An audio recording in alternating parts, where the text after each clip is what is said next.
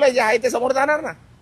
जे करणार बघा, जे करणार ते भोगणार. हा सर, राजुल पाटील संदर्भात पाहिलं गेलं तर अरे भाई कशाला, बस झाला ना आता. तुला बोललो 2 मिनिटं बोलायचं होतं, बोलणारच नव्हतं. बोललो ना भाई, आता अजून किती कशाला हे करतोय. चल बस माझ्या बरोबर, बस ना गाडीत. चल बोलता बोलता जेवढं बोलायचं तेवढं बोलू. चला कशाला इज्जत देतो भाई, घे ना यार कशाला. जरा माझं हे बघू नका तुम्ही, अति करताय. हे भाई बस ना, बंद कर ना आता, बंद कर. नाहीतर भाई मी विसरून जाईल मी खासदार आहे. तुम्ही काय पहिला पण सांगितलंय मी.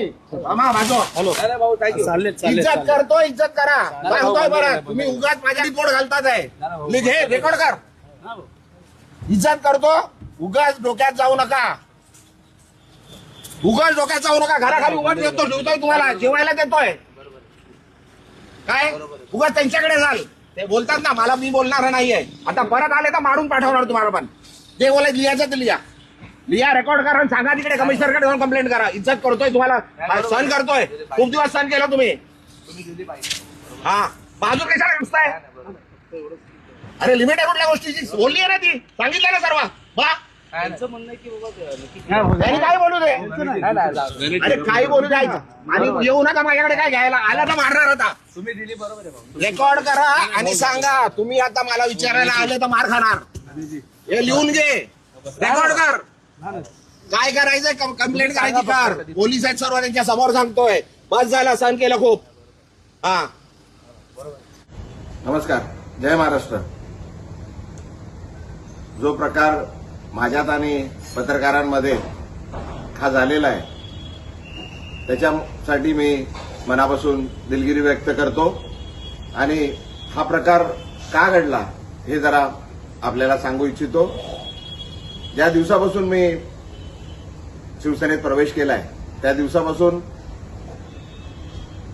एकदम वाईट शब्दात आणि शिव्यागाळ करून मला जे अपमान करत होते, तरी पण मी सर्व अपमान सहन केले.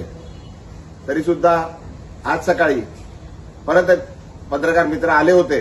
मी त्यांना हात जोडून विनंती केली की बाबा याबद्दल आपण कुठलंही मला विचारू नका. जे मला काय बोलायचं होतं ते मी सर्व बोलून झालेलं आहे. आता कृपा करून काय बोलू नका. मी हात जोडून त्यांना विनंती केली. वारंवार मी सांगत आलेलो आहे का बाबा हे सर्व प्रकार हा माझा आहे. मला आपण जे शिव्या देतात आहे ठीक आहे, पण माझ्या परिवाराला, माझ्या मुलीला, माझ्या पत्नीला, माझ्या वडिलांना, माझ्या परिवाराला आपण जे वाईट बोलताय, शिव्या देतात आहे त्यापासून त्यांना जरा लांब ठेवा असं मी त्यांना वारंवार विनंती करत आलोय. तरी सुद्धा आज सकाळी पण पुन्हा एकदा माझ्या पत्नीबद्दल, माझ्या वडिलांबद्दल वाईट शब्द, वाईट गोष्टी सांगण्यात आल्या, खोट्या गोष्टी सांगण्यात आल्या. आणि तरी ते पत्रकार त्याच गोष्टी परत विचारण्याकरता आल्या. माझ्याकडून त्यांना विनंती करण्यात आली, पण त्यांनी न थांबता ते चालू राहिलं. त्याच्यात जरा वाद जरा जास्त झाला. माझ्याकडून चुकीने काहीतरी अपशब्द निघाले. मी त्याकरता पुन्हा एकदा त्या पत्रकारांची आणि पूर्ण पत्रकार समूहाची मनापासून दिलगिरी व्यक्त करतो. आणि हे का होतंय हे मी आपल्याला सांगितलंय. कृपा करून आपण मी जे केलंय, मी जे प्रवेश केलाय त्याच्यासाठी ठीक आहे.